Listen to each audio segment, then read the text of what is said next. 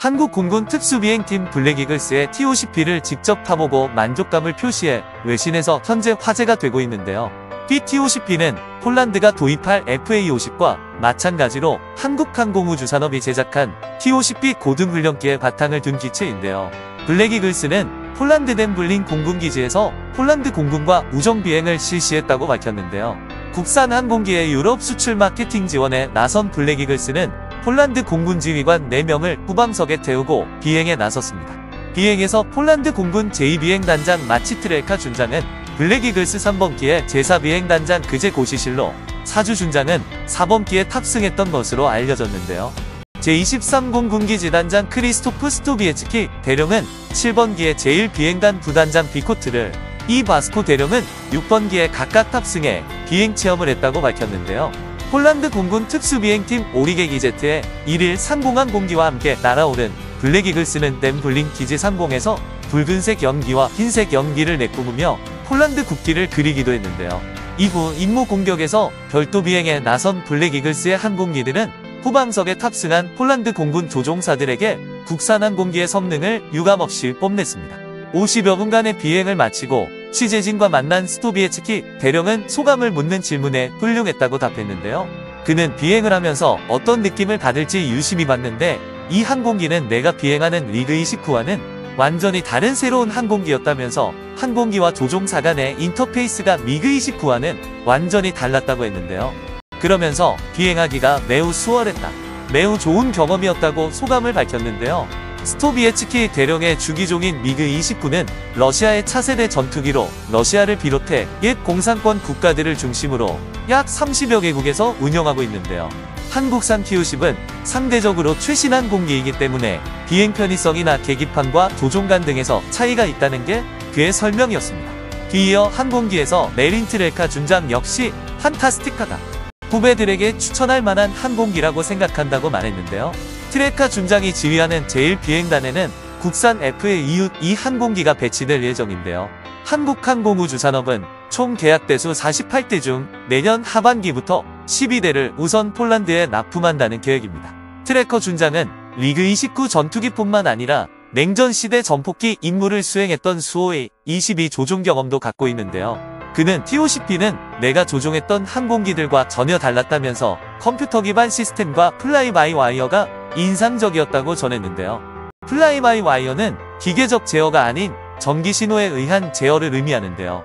옛 항공기들은 기계 구조와 유압에 의존했지만 최신 항공기들은 조종 신호를 컴퓨터가 해석해 정기적인 신호를 유압 시스템에 제공하는 방식으로 개발되는데요.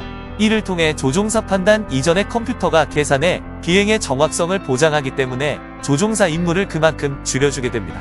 트레커 준장은 컴퓨터는 조종사에게 많은 것을 할 수 있게 해준다면서 T-50 출신 장비들이 인상적이었는데 F-16과 유사한 것으로 보였다고 밝혔는데요. 한편 T-50은 타이가 미국 록히드 마틴과 F-16을 기반으로 공동 설계한 항공기인데요.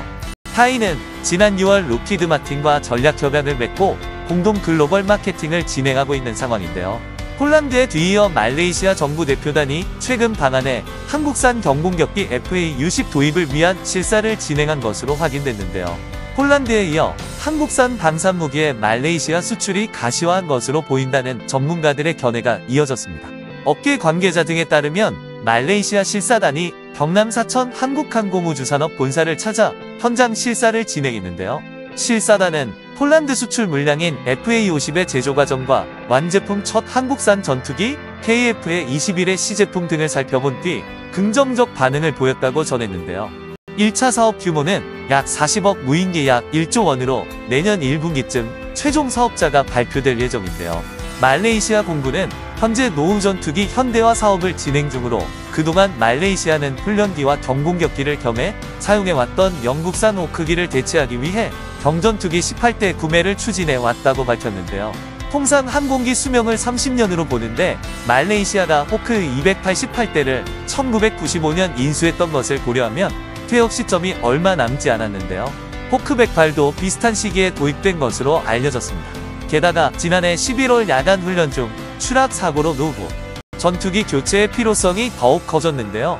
카이 측은 말레이시아가 훈련기와 경공격기를 겸하는 기종에 대한 선호도가 큰 점을 고려해 폴란드 수출 기종인 FA-50 성능 개량형을 제안한 것으로 알려졌습니다. 업계에선 후보 기종으로 FA-60과 테자스 인도산 전투기 퍼제 티르키 M346, 이탈리아 알레니아 등이 경합 중인 가운데 한국산 FA-50이 유일하게 우위를 점하고 있는 것으로 보고 있는데요. 한 업계 관계자는 FA-60의 폴란드 수출이 원활하게 잘 이루어지며 말레이시아 측도 마음을 굳힌 듯하다며 최종 경합을 벌이던 이탈리아 M346은 구속 군수 지원이 원활하지 않아 마이너스 평가를 받은 것으로 안다고 설명했는데요. 산업연구원 보고서에 따르면 말레이시아 정부는 군 현대화 계획을 추진 중이며 향후 무기 수입 규모가 지속해서 확대될 전망으로 현재 남중국해를 둘러싸고 중국과 분쟁, 인도네시아, 싱가포르 등 인근 국가와의 해상 영유권 분쟁 등이 이어지고 있기 때문으로 한국은 1993년과 2010년 각각 계획 장갑차 111대 1억 4,652만 달러 규모와 훈련함 2척 4억 달러 규모를 말레이시아에 수출한 바 있었는데요.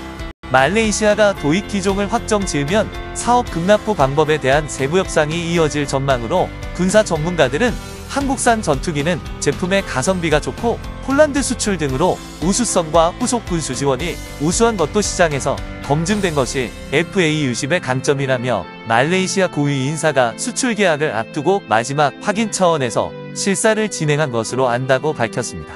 한국항공우주산업은 폴란드, 말레이시아와 국산 경공격기 FA-50 수출 계약을 체결할 예정인 가운데 콜롬비아와도 협상을 벌이고 있은 것으로 알려졌는데요. 현재 콜롬비아는 FA-60이 10대를 원하고 있다며 FA-60 대당 가격은 4천만 달러, 약 520억 원 수준으로 20대 계약이 확정되면 수출 규모는 1조 400억 원 수준이라고 밝혔는데요. 콜롬비아 공군은 이-37 경공격기 17기와 T-37 훈련기 30여 기를 운용하고 있는 것으로 알려졌지만 노후화로 인해 현재 퇴역 절차를 밟고 있다고 밝혔는데요.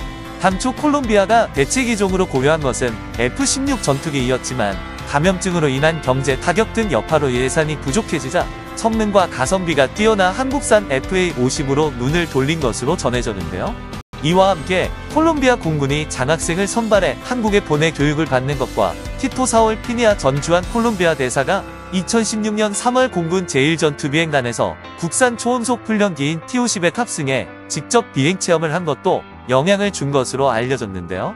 콜롬비아 피니아 대사는 20여 년 동안 약 8,000시간 비행한 경력이 있는 베테랑 전투기 조종사로 콜롬비아 공군사관학교 출신인 그는 주한 콜롬비아 대사로 부임하기 전까지 공군사령관이었는데요.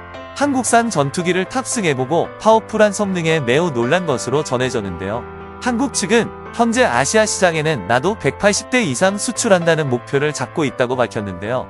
아시아에서는 이미 인도네시아와 태국, 필리핀 등이 FA-10을 운영하고 있어 수출 목표를 달성하면 아시아 시장 지배력이 더욱 공고해질 전망으로 여기에 콜롬비아와 FA-50 수출 계약이 성사되면 타이는 유럽과 아시아에 이어 남미까지 수출 전선을 확장하게 됩니다. 현재 한국은 전세계 무기 수출국 8위에 올라 있는데요. 수출입은행이 지난달 발간한 방위산업의 특성 및 수출 전략 보고서에 따르면 최근 5년간 한국 무기 수출은 그 이전 5년 대비 176.8% 증가한 것으로 나타났는데요. 그 결과 전세계 수출에서 엄청난 성장을 보이고 있는데요. 보고서 통계를 보면 이번 연도 기준 한국 방산업체 매출은 전년 대비 6 증가한 15조 원, 영업이익은 164% 늘어난 5,675억 원을 기록했습니다. 방산 매출은 항공유도 탄약 화력, 함정 순으로 많았는데요. 4개 분야는 전체 매출에서 754%를 차지했습니다. 분야별 영업이익률은 항공유도 47%, 탄약 5.8%, 화력 6.8%, 함정 6.8%, 기동삼 통신전자 3, 화생망 5.4% 등이었는데요. 한편 한국군 당국은 FA-50을 비롯해 K2표 전차, K9 자주포 등을 구매할 것으로 알려진 폴란드의 방산 업무를 전담한 업무관을 파견한다며 해당 국가는 한국과 폴란드가 방산 관련 계약을 체결할 때 계약 이행에 관한 업무를 맡는다고 밝혔습니다. 군 관계자는 계약 이행 과정에서 발생한 다양한 변수에 대처하고 관리하는 게 위험하다는 판단에 따른 것이라고 설명했는데요. 이러한 한국의 무기 수입을 한 국가들 입장에서는 확실한 한국의 ALS 시스템에도 매우 만족하고 있는 것으로 전해졌습니다. 영상이 도움되셨다면 구독과 좋아요를 눌러주세요. 감사합니다.